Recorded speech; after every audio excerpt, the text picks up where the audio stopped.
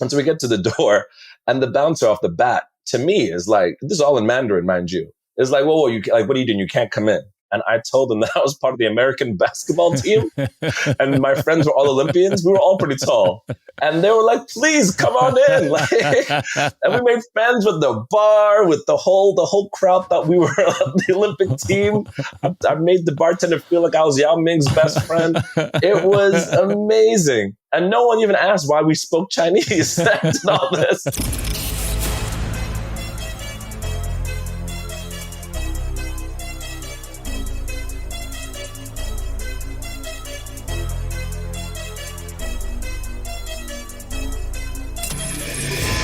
This is the Maverick Show, where you'll meet today's most interesting real estate investors, entrepreneurs, and world travelers, and learn the strategies and tactics they use to succeed. And now, here's your host, Matt Bowles. Hey everybody, it's Matt Bowles. Welcome to the Maverick Show. My guest today is Wazha Dube. He is an expat, world traveler, and the Africa Collection Manager at Index Select, a marketing and representation firm for luxury travel and hospitality brands around the world. He has traveled and worked with brands across the globe and now concentrates on promoting his favorite African travel experiences. He currently also serves as the Vice President of the Northeast Association for Promotion of Tourism in Africa. Wazha is passionate about building a global community, sharing his expatriate background, impacting diversity and inclusion in travel, and amplifying BIPOC travel narratives. Originally from Botswana and the U.S., he was raised in 6 countries on 4 continents before the age of 18, and he has now traveled to over 45 countries and been on over 700 African safaris. He currently maintains a base in Do or Die, Bed-Stuy, Brooklyn, New York. Wazha, welcome to the show. What up? How you doing, man? Thank you for having me on, Matt. It's good to be here. Good to see you, brother. So good to have you on the show. Let's just start off by setting the scene and talking about where we are recording this interview from today. Unfortunately, we are not in person. I am actually in Charlotte, North Carolina. And where are you? Yes, just moved to my new apartment in Bed-Stuy in Brooklyn. Well, let's kick this off just by going through a little bit of your background, man, because you have an incredible upbringing.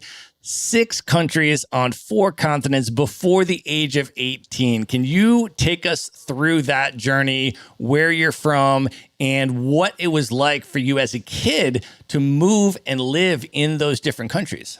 Yeah, man. Like you said, I'm an expat, or I like to say third culture kid. And my father is from Botswana, and my mom was from Philadelphia in the States. But I was actually born in Belgium when my dad was on mission. He was a diplomat at the time. So I was born on mission and then, moved from Belgium to Botswana, where I lived for about 3 years. Then from there, I moved my way into Europe and I spent my time in Sweden, about 4 years in England. And then she moved over to Beijing, China for a couple of years, and then went back to England and then went back to China. And then from there, I got transferred again over to New York City, where I was living in New York, actually in the city, and then in Westchester County before moving to Hawaii, actually, and doing university there before moving back to the States. So I've been around here and there over the past couple of years. Can you take us back there and share a little bit about how you think that impacted you? What was it like as a kid when you're moving from Africa to Europe, from Europe to China? Can you take us through some of those experiences and through the eyes of a kid? What was it like for you to experience those different cultures growing up? Yeah, it was pretty interesting because obviously when you're young, you don't really realize what's happening and all the culture switches and everything. To you, it's just a new place. So, to me, I don't think I actually realized culturally that I was moving around and how it was affecting me until I probably got to about age 9 or 10 when I moved to Beijing. Before that, I'd already lived in multiple countries, as I just listed. And it was just kind of adding to my identity and my culture, what I assumed was my identity and culture at the time, I should probably say. And it was a blast. Every single move was a new place, completely new culture, completely new friends, school, languages, government system, you name it was different. But I was very lucky for the most part to go to international schools. So you had that. You had kind of a central network and kind of a base for the most part in these areas. So that was always really amazing. But it was always this mentality that my dad, and thank God he taught us early, was this mentality of like, look, we're here. This is not our home. We're here for a job, or I'm here for a job. You guys are with me. And we get the call tomorrow from the president, from the minister that we need to leave, then we go. And so it was always that understanding that, like, you know, we could be in this place and it'd be the most favorite place in the world. And for me, you know, one of my biggest times was probably living in London, just having this amazing group of friends and network. And then literally coming home one day and my dad told us we're moving to China. I knew where China was on a map. And that was kind of about it at the time, other than, you know, like movies and a couple of things.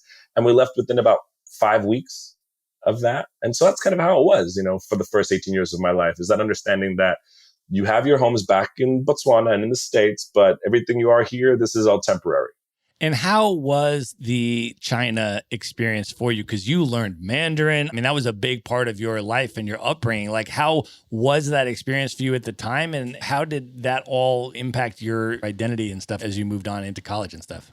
Yeah. So, you know, before I moved to China, I already obviously lived in Sweden. I lived in Botswana, I lived in England and Belgium, but I'd never really had, in my opinion, what I can say is more of a kind of embracing my international identity as well as my African and my American identities at the same time.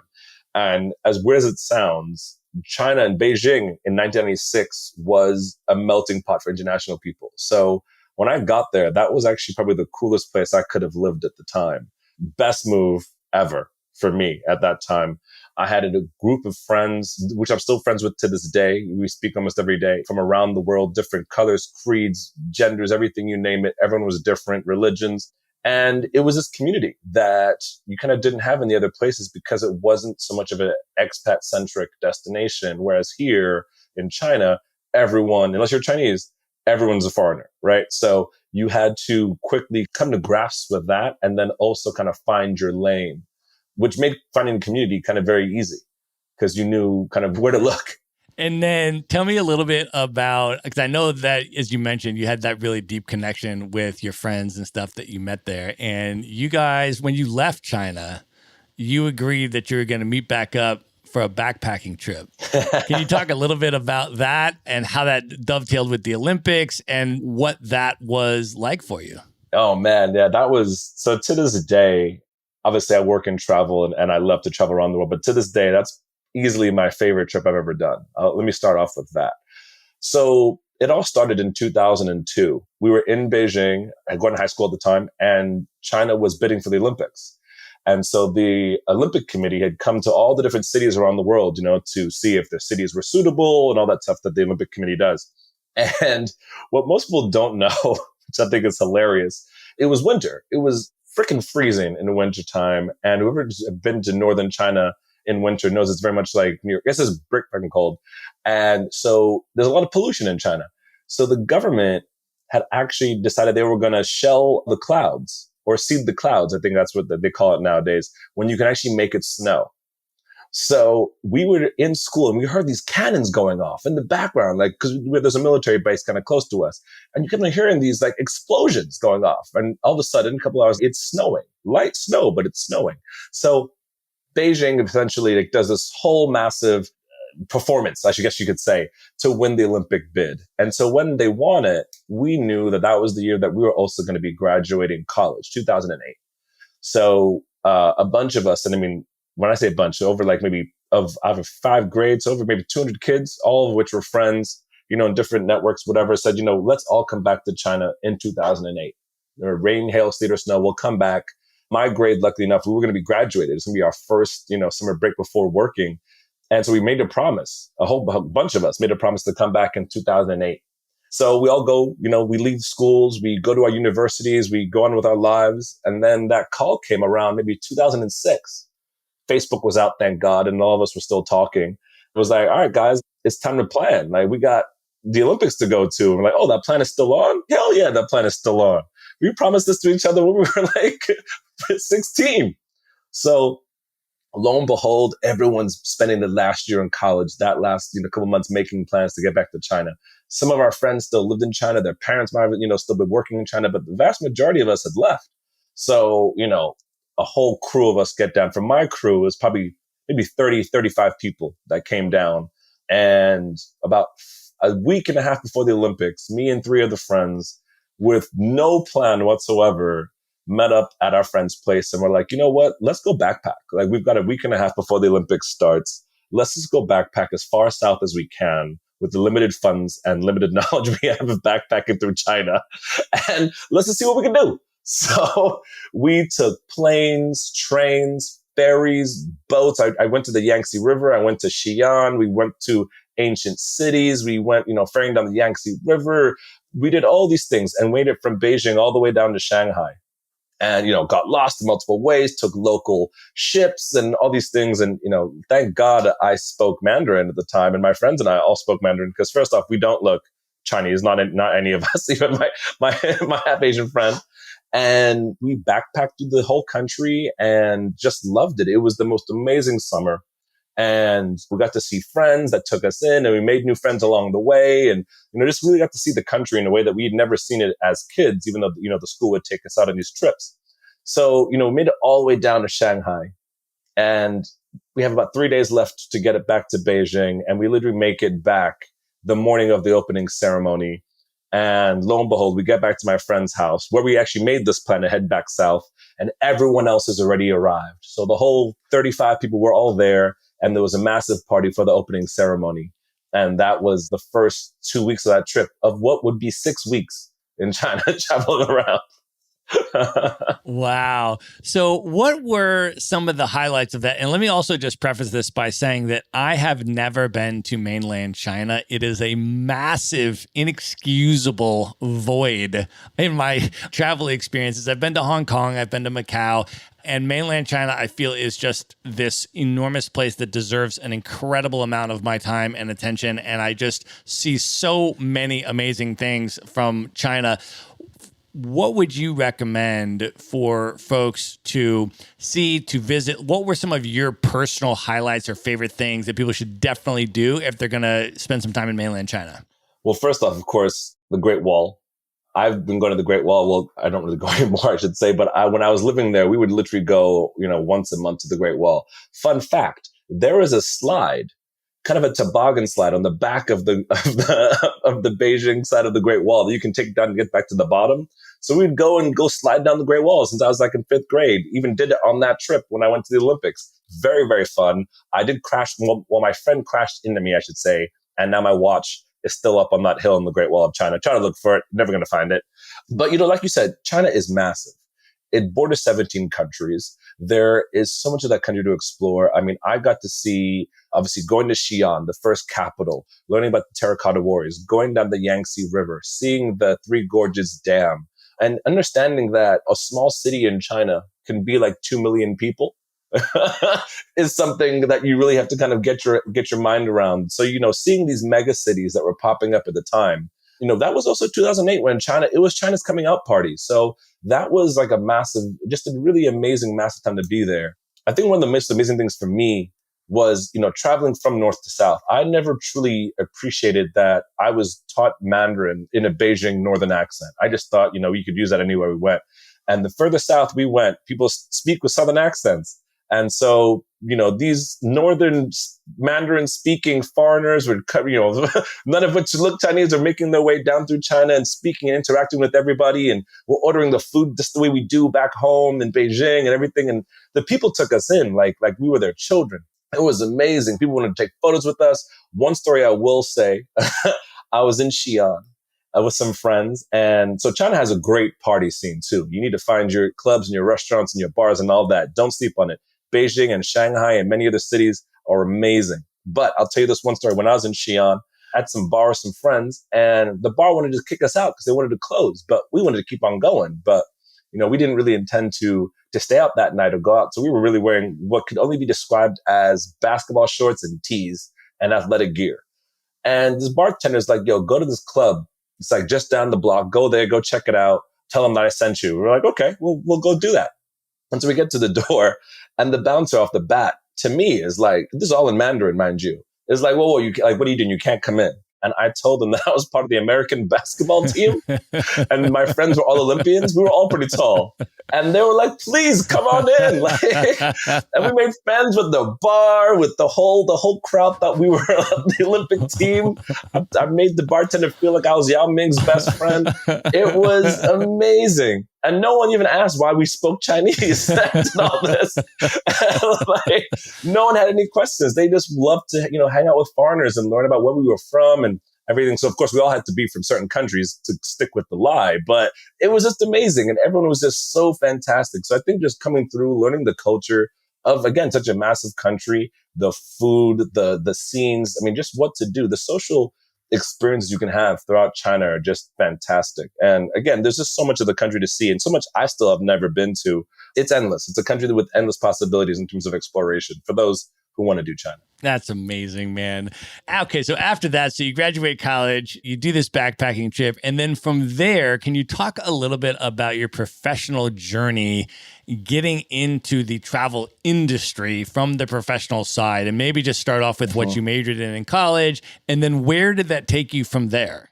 So this is actually a pretty funny story because I had no intention of joining tourism. I want to start off by saying that. I went to school at Hawaii Pacific University in Honolulu, Hawaii. Go Sharks. And I did like hospitality 101 as an elective course. And it turned out I was really good at it. So one of the professors there, Dr. Grusa, who's still today, it's like one of my mentors from professors, told me to switch programs and join him in hospitality program. And I did because I really didn't know what I wanted to do. And it turned out that I loved it and just really, really enjoyed it and was really good at it. And, I'm a talker and networker and I was always a salesman. I thought I was going to do marketing and sales. And this was it for me. So I started doing the program, but with HPU, and it has a really amazing hospitality program, one of the best in the world. One of the requirements is that you take 500 hours of internship hours on top of your degree.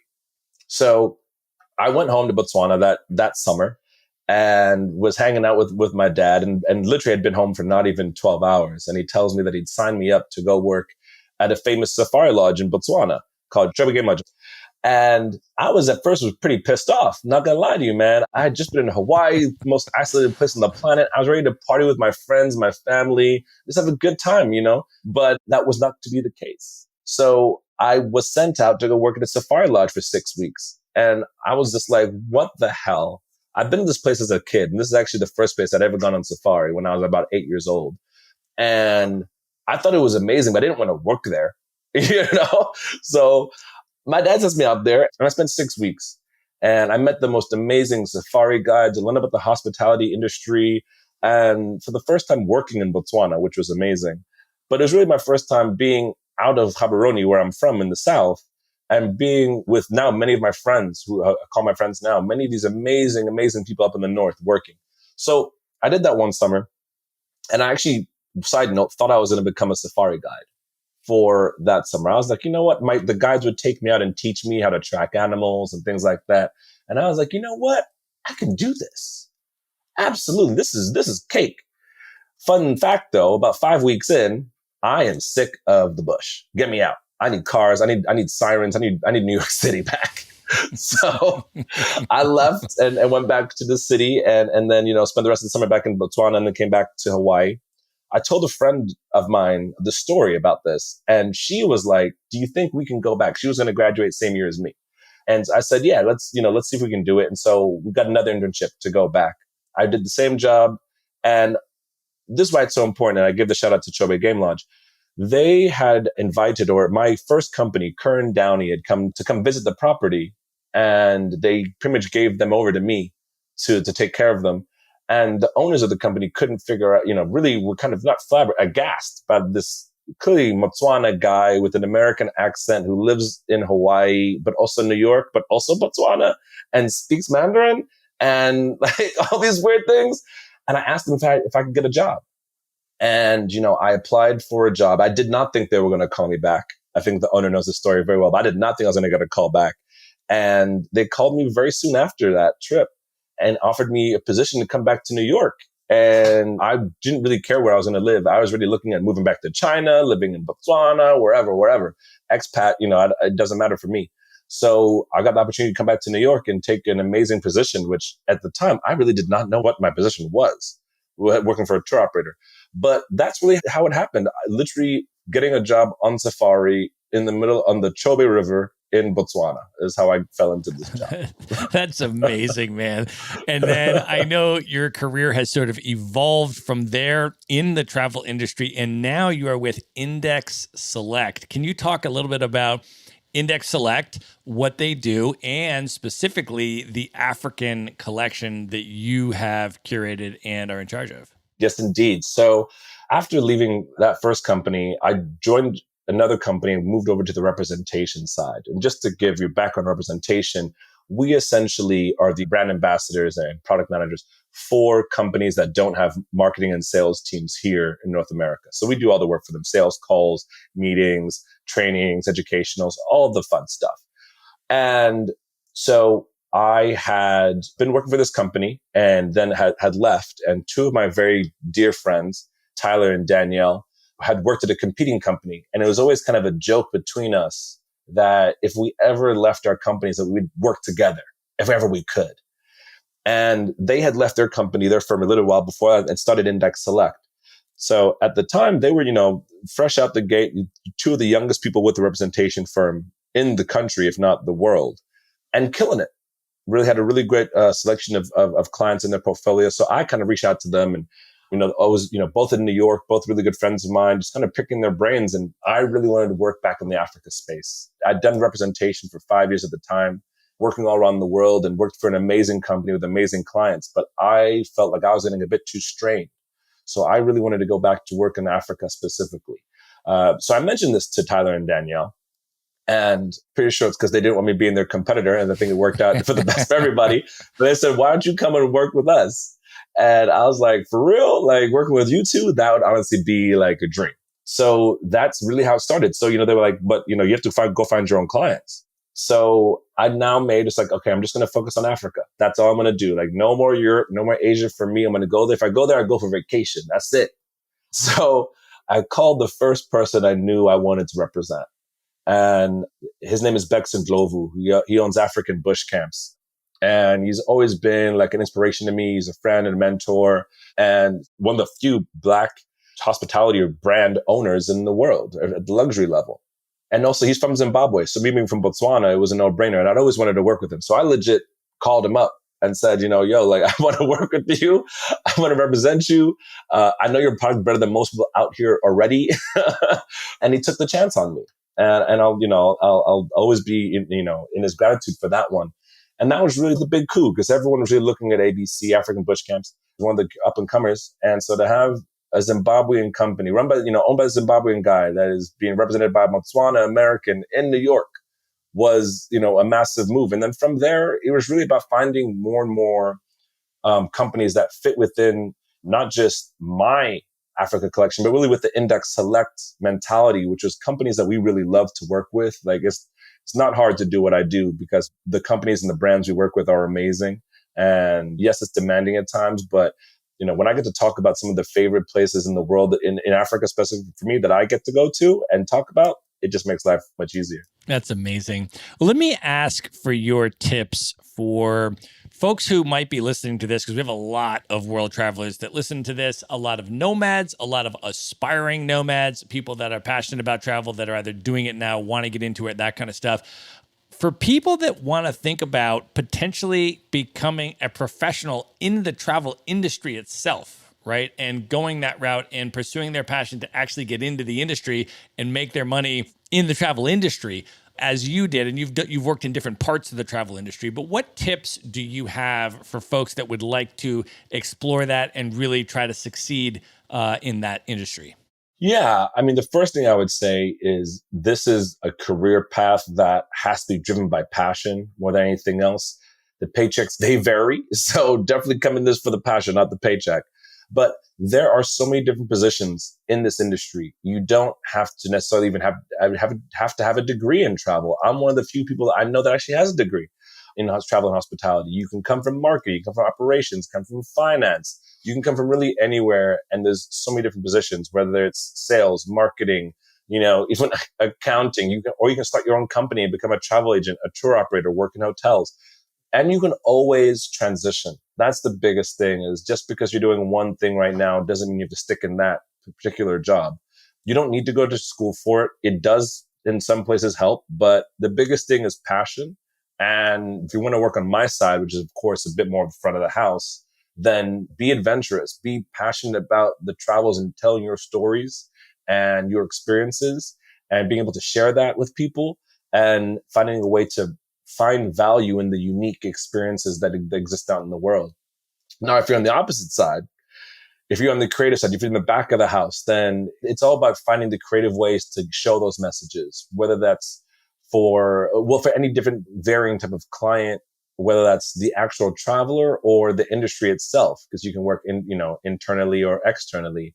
There's so many different ways to do this job. And there's so many different companies that are hungry for people that are, especially nomads, who can do this job from kind of anywhere, that can travel the world, that have no problem traveling, that also come from different backgrounds professionally and bring that and their travel expertise into the industry. Then you're a gem. So what would be sort of the first steps? And I mean, maybe sort of frame a little bit about where the industry is today, right? Because when we think about, 25 years ago, right? And we think of a travel agent and the role that a travel agent played 25 years ago, it's entirely different today with all of the, the way that the travel landscape is and the, different booking websites and all this kind of stuff. So can you share a little bit about just kind of where the industry is today and where you see the opportunity for those folks? Like you said, they're passionate about travel. And if there's a way that they could monetize it and do it professionally, that they'd be passionate about that. What would be the first steps and where are the opportunities in the industry today, do you think, for those people? Yeah, if we're talking about the people that want to become travel consultants, whether that's an agent or an operator, and there are some differences there are plenty of companies, both abroad, but here in the States, that want to do that. What the difference is between what a travel consultant, what we think of as a travel agent 25 years ago to now, and no knocking the amazing travel consultants who I work with who've been in the industry for over 50 years, but a lot of them were order takers. They didn't put in the special, unique experiences. And that's what makes the travel consultants of today so amazing, whether that's the young ones or even the older ones. It is really finding a way to monetize unique experiences and to not just, order out of a book. And that's the difference between a travel consultant and going online and book on Kayak or something like that on Expedia. If you want to go to Italy and you want to book that and book a 3-star hotel and just do that and walk around and just use your book and do all the research yourself, great, go do that.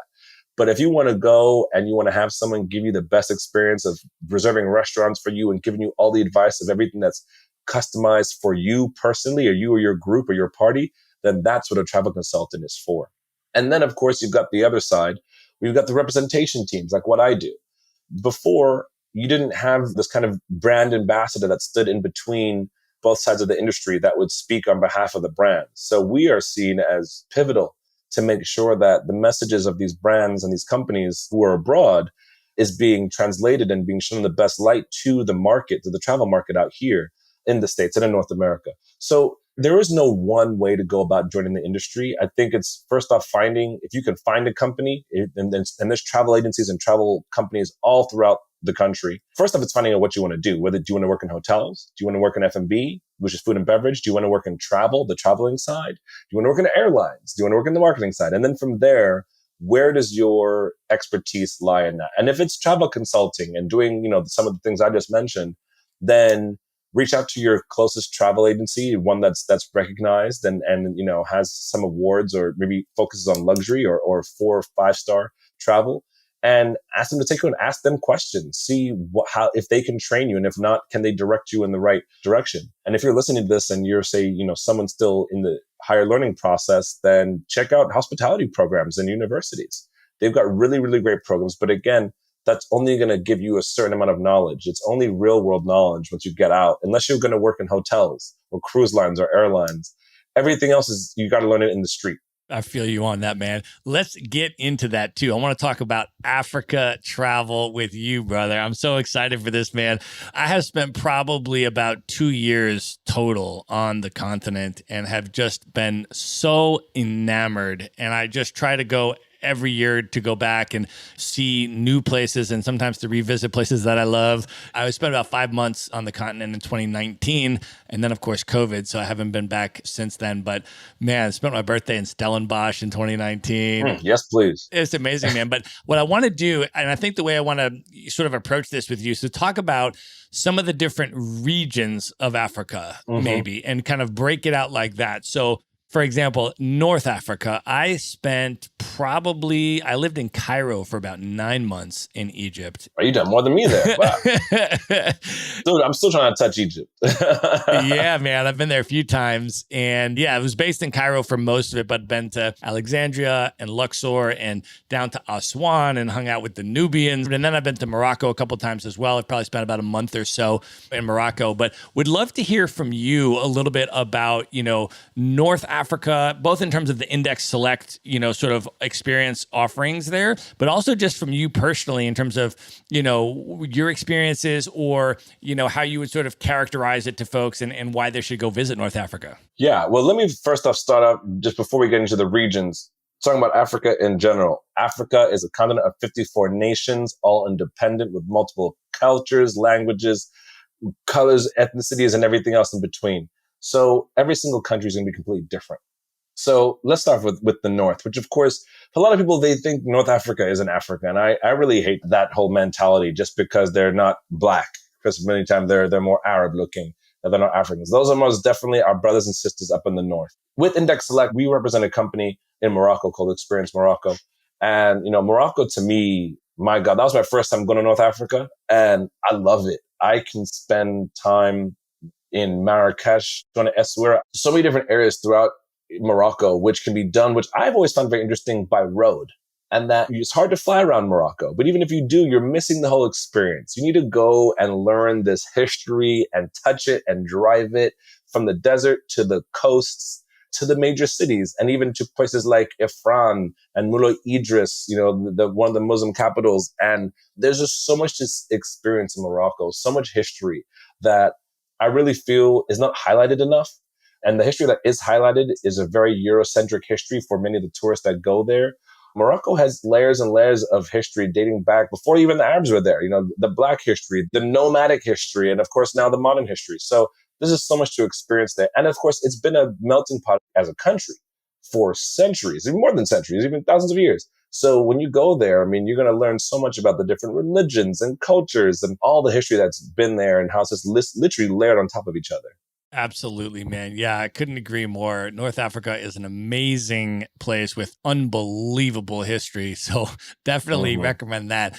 All right, let's talk a little bit about Southern Africa. And let's start off with the country of South Africa. I've probably spent about 3 months there, but I've spent it all in Cape Town, which is amazing on like a million levels. And as I mentioned, Stellenbosch and the wine country and all this other stuff as well.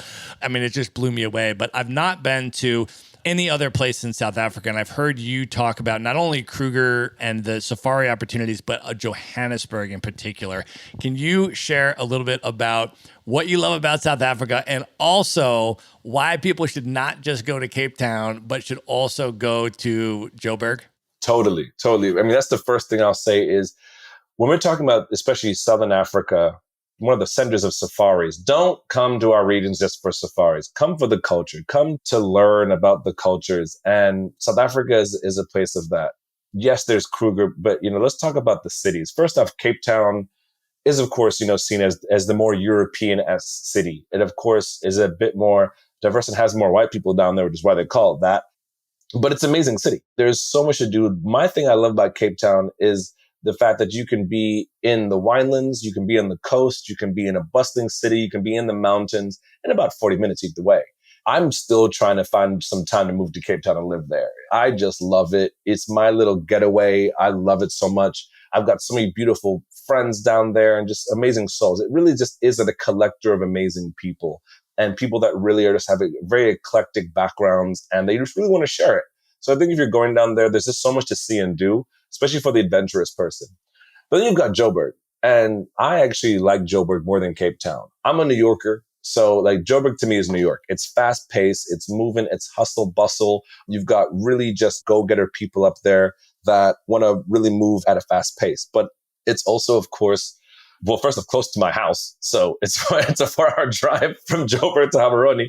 But to me, I mean, there's so many amazing young Black professionals, especially in Joburg, doing amazing things. And not just Black folk, but I mean, Southern Africans in general down there just doing amazing things. And I think when you think of all the new projects that are going on, creative, the art scenes, the food scene, the Maboneng precinct, for example, people like Becky Dube, who are doing the most amazing tours with Curiosity. There's just so many amazing young people doing big things in Joburg that you can't sleep on it. That's a city that I just love to go to and spend time in. And literally, it's like going from New York to African New York or Southern African New York. That's amazing. I've also heard you mention the street art scene in Joburg. When I travel the world, one of the first things that I do is to see, is there a street art tour, or how can I see the street art of this particular city? Because I love to see a city through the eyes of the street artists, right? There, and how they see their own city and represent it. Can you share a little bit about what the street art scene is like in Joburg? Yeah, absolutely. I was very lucky to take a tour down there, and at the advice of, again, my friend Becky Dube, no relation to me, he hosts some of the most amazing street tours through Joburg and Cape Town and a couple of the cities. But down there, Joburg, just like Cape Town, they're revolutionary cities because of apartheid. And you have the Freedom Generation that's down there. And you've got art districts that have been repositioned after being gentrified, like Maboneng, the district there. And you'll go down there and see this amazing art by amazing young artists, Black, white, colored, Indian, everything in between. And it's so many different stories of the city, of the culture, of the people down there. And of this Freedom Generation. And for anyone who doesn't know, the Freedom Generation were kids born after apartheid. And even of the kids who are the apartheid generations who are sending their messages on the walls. It's just so amazing. There's specific districts you can go to and just literally walk for a good 2 miles and just read all this different art messaging. It's amazing. Man, the other place, 2018 it was, that I went to East Africa for the first time, and I posted up mostly in Nairobi, in Kenya. But from there, I went to Uganda. So I went to Kampala, and then I went out to Jinja, saw the source of the Nile River, and then went out to Tanzania, hung out in Dar es Salaam, and then went out to Zanzibar for a little bit. And it was just an unbelievable experience. What an incredible region. Can you share a little bit, though, about your Index Select sort of offerings in the East Africa region there, and also just your sort of take on that region and what you love about it? Totally. Before I do that, actually, I do have to put in that plug, because I did forget to mention in South Africa, going in the winelands. I do have my guys down there. So I'd be remiss if I didn't talk about Lanzerac and experiencing like the wine culture down there. Everyone, you must do it if you're down in Cape Town. But for Nairobi and for Kenya, look, I think this is one of the most amazing regions on the continent. And you are doing a disservice if you go to one, very much like Southern Africa. If you're just going to one country, you're doing a disservice. Each country has its own stories, its own background, and the stories are long. And it's exciting. I was just in Nairobi about 2 months ago. And, even with COVID, the city is bustling. They have had so many amazing COVID protocols put in place for you to actually go and enjoy the city still. So this was actually probably my third or fourth time, probably spending a lot better time in Nairobi with my friends, and actually enjoy local life with some people from downtown Nairobi all the way out to Karen, which is a bit of a suburb. And again, Nairobi is a bustling city with a lot to experience, a lot to see.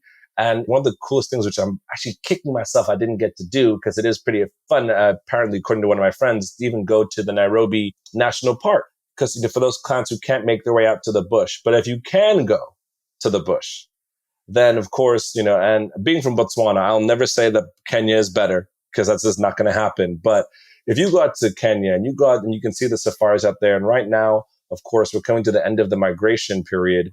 You're going to see some of the most amazing wildlife you'll see on the planet on the most amazing plains. So doing that in Kenya and Tanzania, of course, going to Zanzibar and experiencing the beaches there, going further inland to Uganda and Rwanda to do, to learn about everything from the previous wars, the genocides, but of course on the nature side to learn about the gorillas and the chimp trekking, and to go into the hills there, even Ethiopia, to learn about the religious history and just all the history of Ethiopia, one of the only countries in Africa that was never colonized. There's so much there. And to kind of bring that all full circle, when you bring East Africa and Southern Africa together, and you actually start looking at the roots, the ancient trade routes. It is something that I really love about. So let me nerd on this a little bit, Matt. There's all this history to take away from the animals and all that people want to know about and see. And that's all great. And you should come and do that. But come and learn the history, these ancient trade routes and these ancient cities and kingdoms that date back before anything in Europe even existed that was in Africa. You got the Manamatopos all the way up to Kilwa-Kisi and Zanzibar and Great Zimbabwe. And of course, all these amazing kingdoms. And I know we're going to talk about West Africa in a second, but, a lot of people in East and Southern Africa who visit there don't know anything about that history, and it's there. So there's just so much for you to see and do and experience. It cannot be slept on, from the culture to the animals to nature to the food, everything between in East and South. Well, I have done that safari in Masai Mara, and it was unbelievable. Got to hang out with the Maasai people in their village, and you just had a really, really special experience there. It was incredible. And I was there during the Great Wildebeest Migration and got to see that, and it was just such a special experience. You have been on 700 safaris, man. So I've been on one, you've been on 700. So let me just ask you this. I mean, while we're talking about East and Southern Africa, right, which is the primary place where most of the safaris are, right, where people would go to do that. Can you share a little bit about, and I want to give you a platform here also to represent the homeland as well, Botswana, where, by the way, I've never been, but everybody that I've talked to that has been to Botswana says you must go. If you're going to see animals and you're going on safari, you must go to Botswana. And I'm wondering if you can share a little bit. Also, the other thing that people have told me, and I'm wondering if you can maybe explain this a little bit, they've said that one of the fundamental differences about going to Botswana is that they were saying that the animals are less restricted into game reserves than they are in the other countries where you would go on safari and stuff. So can you share a little bit about that and just about why people should visit Botswana and what they'll experience there? Yeah. So there's a couple of different ways to do safari. And, in Botswana, and not just us, there's more countries that do it too, especially Zambia, Zimbabwe, even Kenya and Tanzania for a large part. But we don't have fences, which means the animals can cross the borders. They can roam freely in massive parks without having the possibility of human-wildlife conflicts, which is, of course, always going to be an issue in these rural areas where animals and people live together.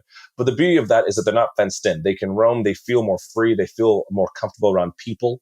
And it allows for a more natural experience. And this is not to knock the parks and countries that, that have more fenced-in experiences, but it's more natural. When you're out in Botswana, and I know I can drive or walk or even take a boat and go for hours and drive around. And, I'm not going to see a fence at all. I'm not going to say anything. I'm in their kingdom. I'm actually the visitor. That makes it a much better experience than going to some certain other areas where you might feel like you're in a little bit of a zoo or a bit of Disneyland, like a great zoo, don't get me wrong, but still a zoo. So when you come to Botswana, that's really what you're going to experience Botswana, since inception of tourism in Botswana, we've always had a concept of high cost, low volume. No, not all the countries have that. And that means for us that, on average in Botswana, a safari can cost you, a nice one, cost you about $1,000 per person per night. You can find higher, of course. But what that means is that we will not have the numbers you will see in other countries of just tons of cars surrounded by one lion. It'll be you and your vehicle of no more than 6 people by a sighting of lion, a leopard, a wild dog, what have you. And it's more intimate. And that's really the big difference. You don't want to go all the way out to Kenya, Tanzania, Botswana, Zambia, Zimbabwe, out to these amazing wildlife areas, and then hear someone else or see multiple vehicles around you and you can't even see the animal. So it makes it more natural, makes it more intimate, makes it more worthwhile. Can you share a little bit more about the African bush camps? You mentioned earlier, Black-owned luxury travel company that is offering experiences in Botswana and Zimbabwe and Zambia. Can you talk a little bit about what those experiences are if somebody was wanting to do that? Yeah. So African bush camps, where the safari companies offer experiences, all different types of wildlife and cultural experiences, mostly focusing, of course, with the basis on wildlife. So we have camps and lodges throughout Botswana, Zambia, and Zimbabwe in areas like the Okavango Delta, the Makarihari Pans, the Linyanti marshes, so all different ecosystems. And the Okavango Delta, for example, is the biggest inland delta, only place like it in the world, down to the flat salt flats in central Botswana, all the way out to, say, Mana pools in Zimbabwe. Everyone's going to give you a different experience, but we can do anything, say, for example, mokoros, which are dugout canoes, and going down those in the waterways of the Okavango Delta, to walking safaris, to game drives, of course, for 2 to 3 hours, 4 hours, to also when you get out to places like Mana pools in Zimbabwe, that's one of the few areas, and also the Lower Zambezi in Zambia, where we've also got camps with one of my other clients, where you can canoe down the Zambezi River. And if you've never canoed down a river that's full of crocodiles and hippos and getting crossed over with elephants, you truly have not lived. I will say I've only been mock charged by one hippo the past 8 times I've ever gone canoeing. I just came back from a canoeing trip like 2 months ago, not even. I was canoeing in the Zambezi and, had a nice little experience with some hippos. But it's those types of experiences that really you are in nature and you're with these amazing guides in these very, very small and intimate camps in the middle of nowhere. And these guides can look at a footprint and tell you if it's a male or female hyena, which way it's going, how many kids it's got. And that's the experience. The safaris are amazing, don't get me wrong, but it's actually the people that make you come back. I have some amazing guides that I work with. And I tell their stories more than I tell the stories of the animals. Unless, of course, it's the story of the time I got mock charged. That's amazing. All right, man, let's talk about West Africa. Yes. I will tell you that my East Africa trip inspired my West Africa trip. Okay. One of my homegirls is Ugandan and she was in Kampala. And she said, if you're coming to Nairobi, you better be coming to Kampala. You can come stay at my place. I'll take you out. Like, I got to show you Uganda. I said, 100%. So she was taking me out to all of these clubs in Uganda. Just unbelievable, the nightlife in Kampala, right? And they're playing all the most unbelievable Afro beats. And I'm Shazamming all of these songs. And I'm looking up all of these artists. And of course, the majority of them are from Nigeria, right?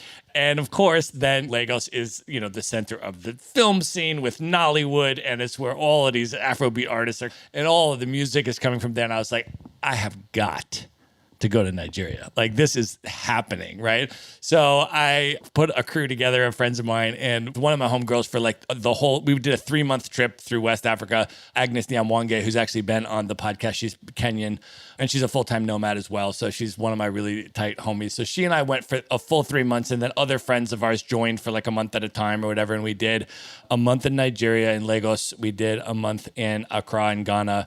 We did a quick swing through the Ivory Coast, and then we did a month in Dakar in Senegal.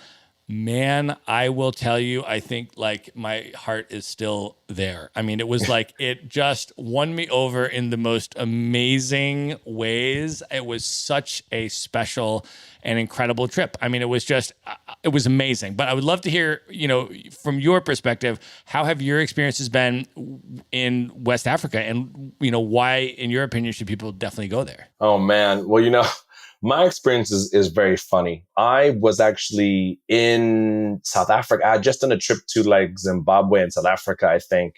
My brother was living in Ghana at the time. He was working there. And so I was like, yo, Pete, I'm going to come through. Still never made it to Ghana. And I was so excited. And he'd been there for like 2 years already and was like, I'm never coming back to America. Like, I'm done. He's like, I'm never going to touch the States ever again. And I was like, okay, fine, I'll come make it. I'm going to come out there for like a week and a half after a massive conference and trip that I'd led.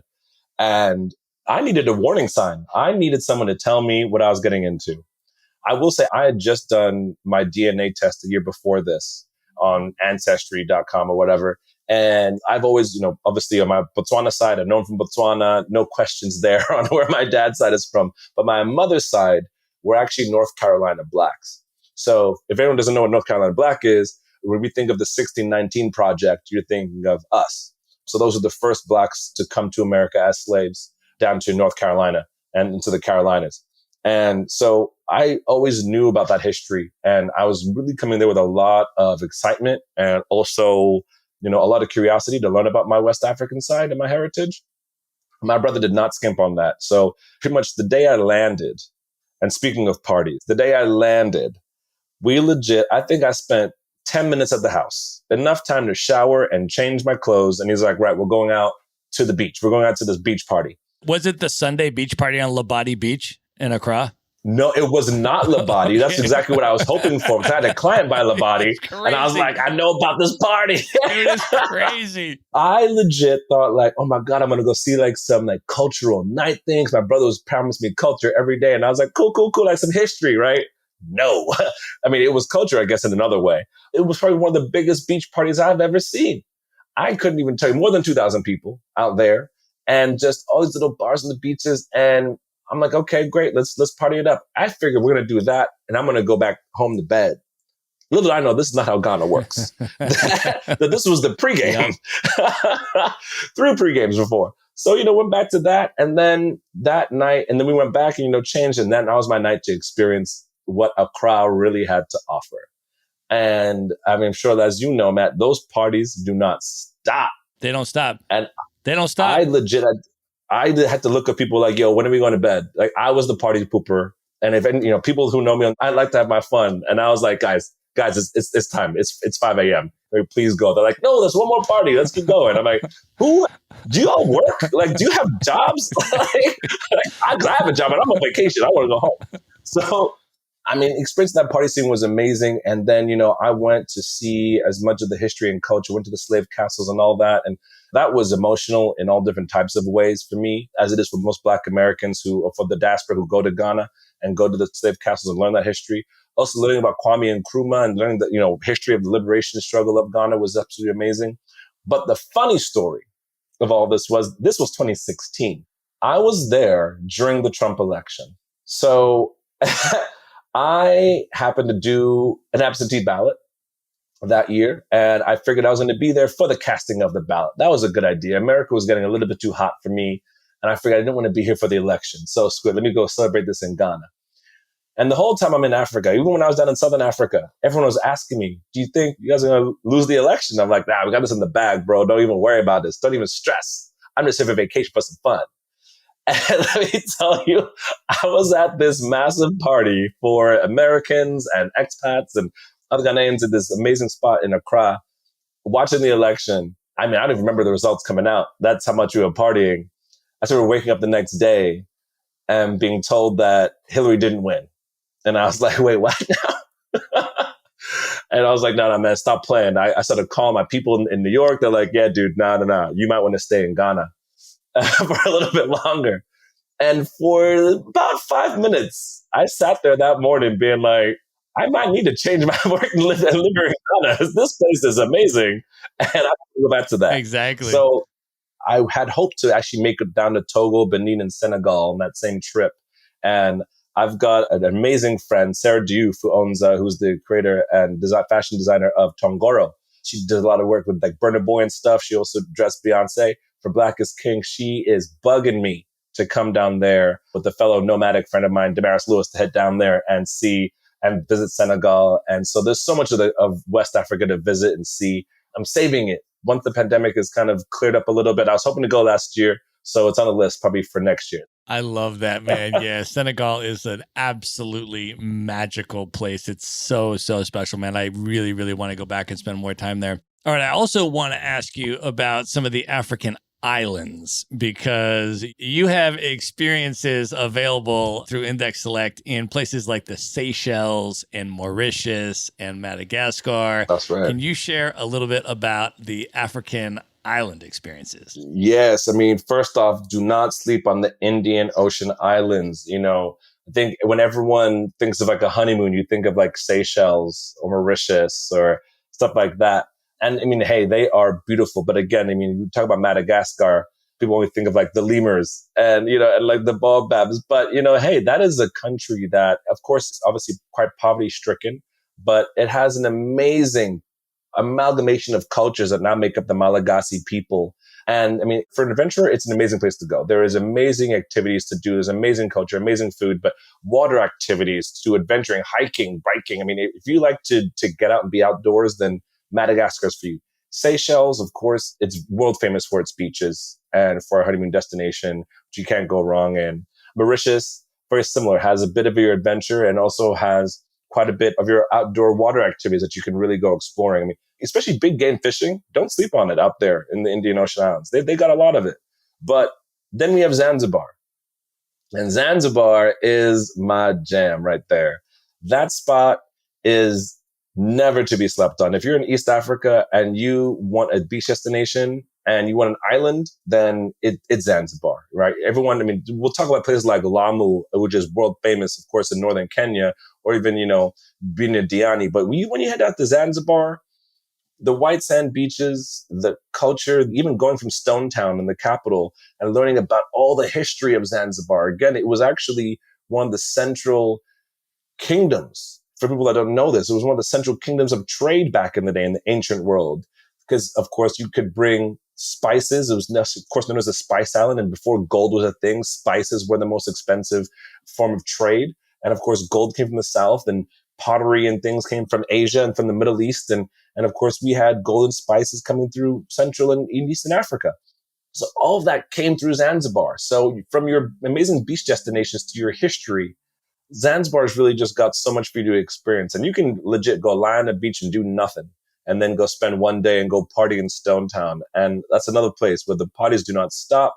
The people are amazing. Actually, the biggest music festival, I believe, in Africa is actually in Zanzibar, which is the Swati Baraza Festival. So, there's just so much to experience that people kind of sleep on because it's the culture of Africa. And that is really a gumbo of cultures throughout a massive continent.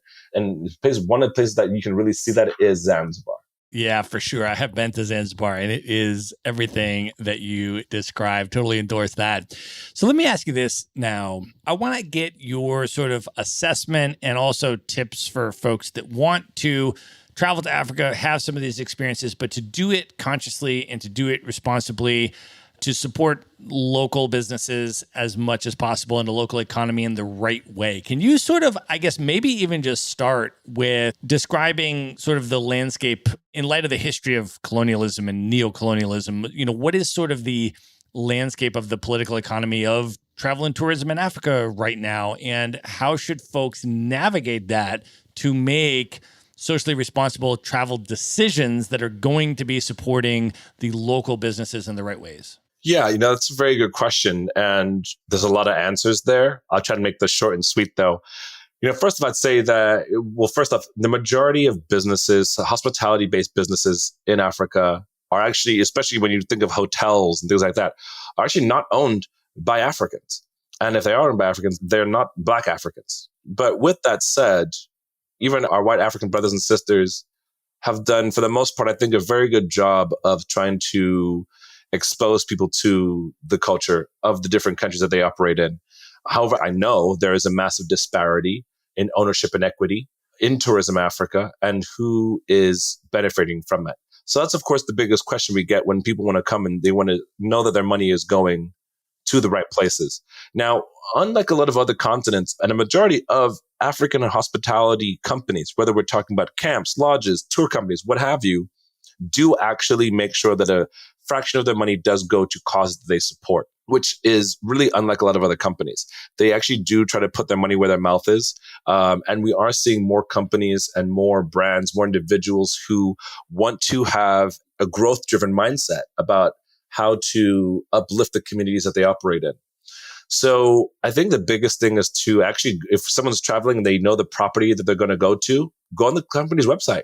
Check out how they're giving back. Do they have a foundation? Do they have any CSR, corporate social responsibility programs? What are they doing? And how's that money being spent on the communities that they operate in?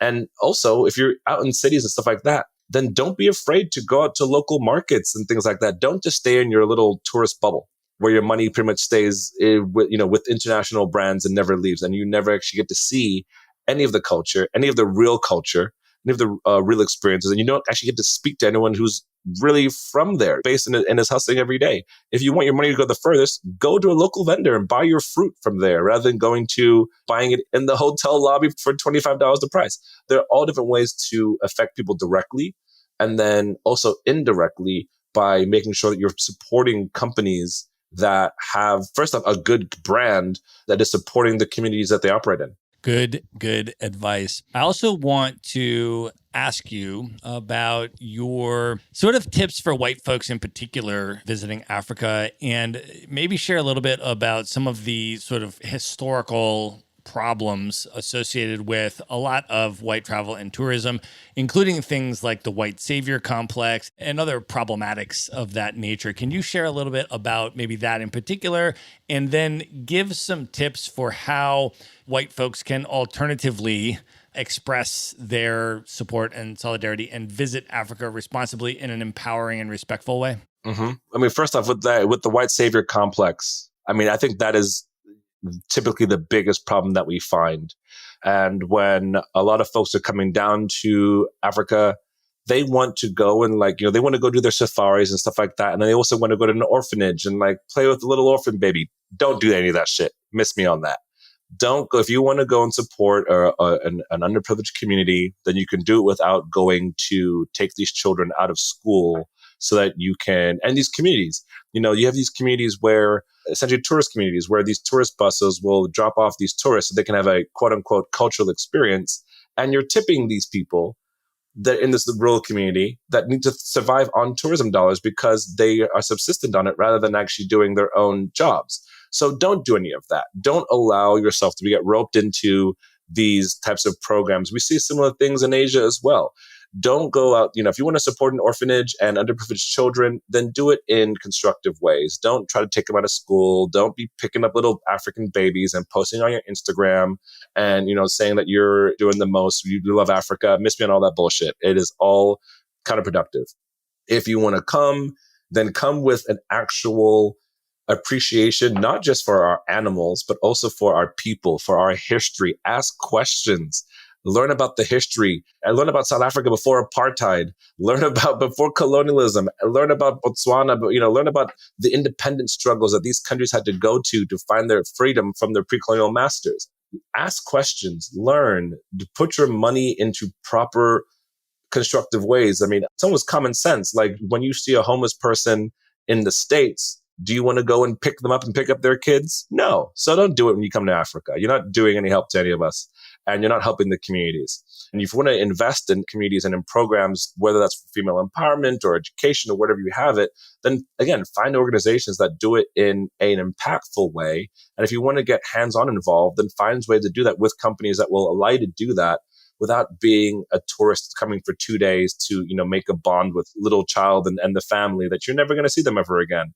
It's all bullshit. It's all pretense. And it's all part of the white savior complex, which we don't need and we don't want. Genuine support by allies and advocates is what we want on the continent. So I think any non-Black traveler should be very aware of that anywhere through the continent whenever they come to visit. I appreciate you sharing that, brother. Super, super important. Let me ask you one more question, and then we'll move into the lightning round and wrap this up. For you personally now, with all of this travel that you have done up to this point, 45 countries, all these different continents, all these different experiences, why do you continue to travel outside of work, just on your own volition? Why do you continue to choose to travel the world at this point? What does travel mean to you? I mean, travel means everything to me. I was born on mission. I was on my first flight when I was probably 6 months old. And it's always been freedom to me. I've always been able to find my best escapes while I'm on the road and traveling, even whether that's for work or for my own enjoyment. But also, I mean, it's always constantly learning, right? You can never just stay stuck in the mud. It's always about learning about new experiences, new ways to better yourself through the places and the people that you meet when you're out abroad, getting out of your comfort zone, but also finding your comfort zone in places that you might not think. Again, living in places like China and traveling, backpacking through the most random places in China, that was the most amazing experiences for me. It's not going to, even stuff here in New York, finding the most unique things in my own backyard. To me, travel, it's everything. And I highly encourage anyone who doesn't travel enough to not make excuses, because you can always travel. Even if you're not leaving the country, you can always travel. You can always find ways to learn more about your domestic area or your local area, or also going internationally. So don't sleep on it. For me, it's mighty equalizer as well. Amazing. All right, Wazha, at this point, are you ready to move in to the lightning round? Shit. All right, let's do it. Let's do it. The lightning round. All right. What is one book that has significantly impacted you over the years you'd most recommend people check out? Actually, it is Dreams from My Father by Barack Obama. He also is an expat. He also lived a similar life to me, living in Asia, in Hawaii. I've always obviously just looked up to him for multiple reasons. But yeah, Dreams of My Father by Barack. Who is one person currently alive today that you've never met that you'd love to have dinner with? Just you and that person for an evening of dinner and conversation. That's, again, going to go back to my man, Barry O, because I read the book that I have a lot of questions to ask him. And I want to sit there and I want to talk to him the way I'm talking to you right now. And I want to see who's going to have a better accent between me and him. Because that's the real question at the end of the day. So, yeah, Barack Obama, I think, would have to be my one right now. All right. What is one piece of advice, if you could go back in time now, knowing everything that you know up to this point in your life, and you could give one piece of advice to your 18-year-old self, what would you say to 18-year-old Wazha? It's funny. I've been thinking about this one, and if you'll indulge me, I was actually going to say take languages a bit more seriously, but I actually think it is to be more financially literate. Okay. And it's know how to spend your money and spend it well from a younger age. You can travel more. Good advice. All right. Of all the places that you've been up to this point in your life, what are the top 3 favorite travel destinations? So this is funny because obviously I can't put Botswana in there because I'm from there. So I took Botswana out intentionally. Sorry, home. But Hawaii, got to represent Hawaii. I lived there for 4 years. Absolutely amazing. Ghana. Jesus Christ, need to go back and do all the stuff I didn't get to do. And of course, that means crossing some borders. And I'm sure either way, someone on the border is going to be mad at me for this one on either side. But Zimbabwe. I love Zimbabwe. I love going there. It's just so much to see and do. So sorry, my friends in Zambia. I had to give it to one of you. That's amazing. All right. What are your top 3 bucket list destinations, places you've never been that are the highest on your list you most want to see? See, this is where you got me, man, because I wrote down like 10. And so I'm going to have to just do this on the fly right now. First off, I know it sounds ridiculous, but I've never been to Italy. So Italy's number 1. I know people are listening like, what? Yeah, never been. 2 would be to go to Sudan, specifically because I want to go see the Kushite pyramids. And 3, this was very hard. I think it'd have to be Senegal. Yes, bro. I love those picks, man. I endorse the Senegal one 1,000,000%. And by the way, the Italy one I endorse as well. I'm going actually later this month. I'm going to post up in Italy. I'm going to go to the Piedmont region for the White Truffle Festival and eat truffles, drink Barolo, and just post up there for a month, bro. If you want to come through, you're more than welcome. That is the type of bougie stuff that I love to do. That is right up my alley. That is it for me. Like with my little hat and glasses on, looking as bougie as possible. Yes, please. Truffle Festival. Yes. That's it, man. I do the whole gamut, man. I do the whole range, the whole mix of travel experiences. And I haven't been out of the U.S. since the start of COVID. So I figure I should do it big and make a splash, Hey, man. You got to do it. You got to, I just came back from Corsica and I was having truffles and everything. So I envy you. You're going to enjoy it. I feel that, man. I did Corsica in 2018. I put a crew together. We went across the French wine country for a month and we ended up down in Corsica. And it was yeah, man, that's a special place. So, all right. Wazha, we have now come to the most important question of the interview. I'm not ready for this one, man. I am about to ask you your top 5 hip-hop MCs of all time. But before I do that, let me just ask you, for you, what do you love about hip-hop music? Why is it so important to you, so significant to you? What does hip-hop mean to you? Oh, man. Hip hop has been a part of my life. I'm very lucky. My older brother is 8 years older than me. So he was born in the very golden age of hip hop. And so, while I was definitely listening to music at the time that I should not have listened to because of the explicit lyric content, I cannot thank him enough for putting me on to rappers when I was 7 and rapping. I was rapping Snoop at 7 years old, man. It was so serious. To me, it was one of my first love languages and one of my first loves. Anywhere I went, especially, you could find hip hop. That was one of the biggest constants. And you could find people that loved hip hop it has always been a constant for me. Anywhere I've ever lived, there's been hip hop. I wanted to give you multiple lists, but I said I was going to give you 5 artists. But, UK hip hop, Southern African hip hop, West African hip hop, American hip hop. Anywhere I've gone, that's always been there. It's my love. Can I just also, I have to interject this just since we've done so much discussion of Africa today. By the way, just for context, I was a hip hop DJ in the 90s, in the golden era of hip hop. So for me as well, I mean, that particular era, that particular music, I mean, East Coast 90s hip hop is forever my heart and soul. And one of the things, one of the many, many, many things about that West Africa trip that warmed my heart is when I went to Lagos. I was expecting, and I saw, as I expected, of course, all of the amazing Nigerian Afro beats, right? Pulsing through the streets every day, in the clubs, in the lounges, all that kind of stuff. And it did have that, and that was there. What I did not expect, that I also saw in Lagos, was the incredible ubiquity of 90s hip-hop music. I am talking about place after place after place.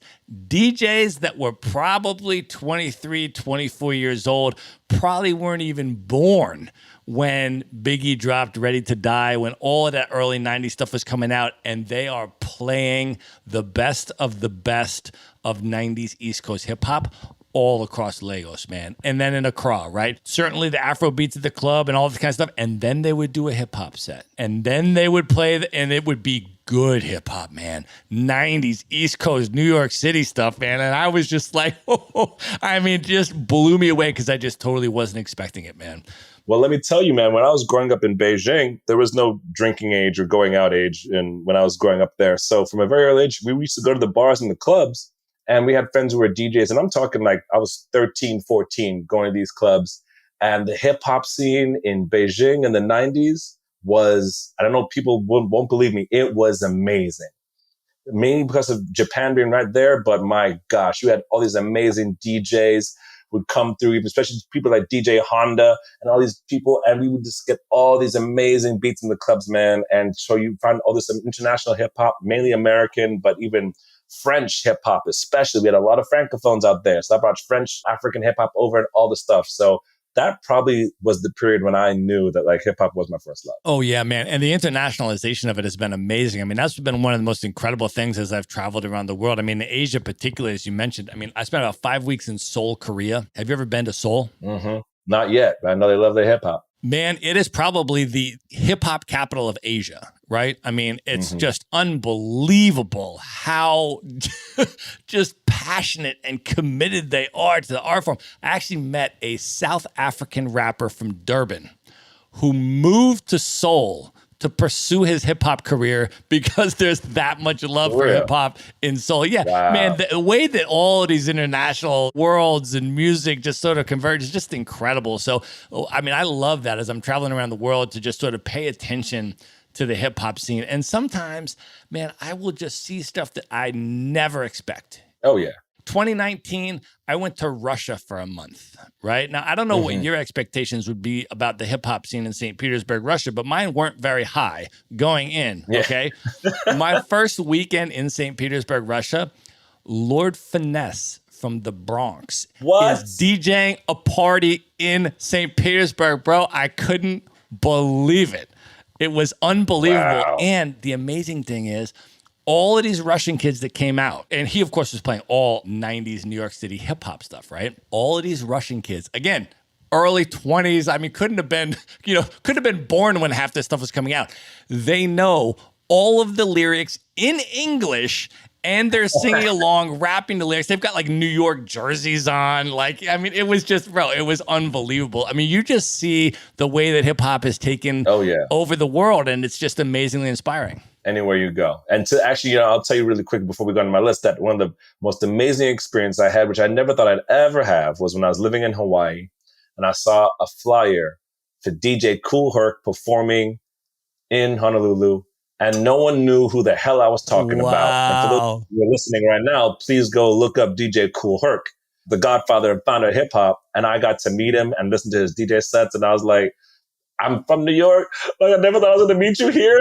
And it was like an art gallery. And I was like, this is the best day of my life. Thank you so much. He's like, cool, man, cool. But I was like, you don't know what this means? That's amazing, man. All right. With that context, now you were trying to negotiate with me about this top 5 thing, man. You wanted the top 5, and then you wanted kind of like an honorable mention 5. So I'll give you 10 if you want to drop 10 MCs, but I want you to drop the top 5 first, and then you can do an honorable mention 5 if you want after that. All right, Wazha, who are your top 5? Oh, man. Okay. Nas and Biggie, Jay, Kendrick, and for my 5th, this is very hard. I'm still not happy with my decision because there's so many more people, but I think I got to put Lauryn Hill. That's a good pick, man. Yeah. That's a good pick. I love that. Honorary mentions. Go ahead with the next 5. Round out the top 10, bro. I got you. 5 more. Go ahead. Right. So first off, you got to give the God Rakim, Jadakiss, because you didn't let me put the locks in. Ghostface, Kanye. Oh, man. Okay, this one is a UK thing, so most people won't get it. But for me, Kano. Okay, nice. Kano out of London. Yes, sir. Nice. We're going to link all of those up, by the way, in the show notes, so people can go and check out your top 10. So let me ask you this now, Wazha. For folks, I want folks to know how they can find you and follow you and contact you on social media. But I also want folks to know if they want to talk to you about some of these Index Select experiences that we've been chatting about today. What is sort of the process for that? What is the customer experience? How does somebody says, hey, I want to go experience African bush camps in Botswana, or I want to go and do one of these other things we talked about? What is the process for somebody to come and arrange one of those experiences with you? Yeah, so we're actually a B2B company. So we work directly with travel agents and travel operators. We actually don't work with the end user. So if someone wants to go and check out any of my properties or the tour companies that we work with and represent, call your travel agent. Tell them you want to go to, and we operate in Asia, Africa, Europe, South America, and even South Pacific. So check out our website, see indexselect.com, check out the destinations and properties that we have, and then call your travel consultant. If you don't have a travel consultant, then I guess you feel free to call me, and then we can find you one. But if you don't have a travel consultant, we're happy to find you one, and then we'll get you to create your own, customized trip. I love that, brother. It's amazing. And then if people want to connect with you, follow you on social media, like what's the best way to sort of come into your universe? Yes, indeed. My Instagram is probably the best way to find me. That's WD as in David Nomad. WD Nomad is my handle. And then, of course, there's LinkedIn. I'm just Wazha Dube. And if you want to reach out to me with any questions about travel or anything else like that, then my email is wazha@indexselect.com. Amazing. We're going to link all of that up in one place. Just go to the show notes at themaverickshow.com and go to the show notes for this episode. There you will see links to everything that we talked about today and all of the ways to contact Wazha and to check out some of the experiences that we discussed on this episode. Wazha, this was amazing, brother. Thank you so much for being on the show. Thank you so much. This was such a fun time. I feel like we could have done at least another hour and a half. So thank you for allowing me to, put an extra 5 people and put some extra things in there. I know you wanted me to keep it tight, but I couldn't. I had to give love to everybody. I appreciate it, brother. Well, let's hang out together sometime soon, man. You're welcome to join in Italy. Otherwise, maybe somewhere on the continent. Yeah, let's go do some bougie truffle stuff. Let's do it, man. All right. Good night, everybody. Be sure to visit the show notes page at themaverickshow.com for direct links to all the books, people, and resources mentioned in this episode. You'll find all that and much more at themaverickshow.com. Learn how Maverick Investor Group can help you buy cash flowing rental properties in the best U.S. real estate markets, regardless of where you live. Schedule a free phone consult today at themaverickshow.com/consult. Now you can buy rental properties with tenants and local property management in place, so you don't have to be a landlord or a rehabber. To get your questions answered and discuss how Maverick Investor Group can help you meet your real estate investing goals, schedule your free phone consult today at themaverickshow.com/consult. If you like podcasts, you will love audiobooks, and you can get your first one for free. at themaverickshow.com/audiobook. Whether you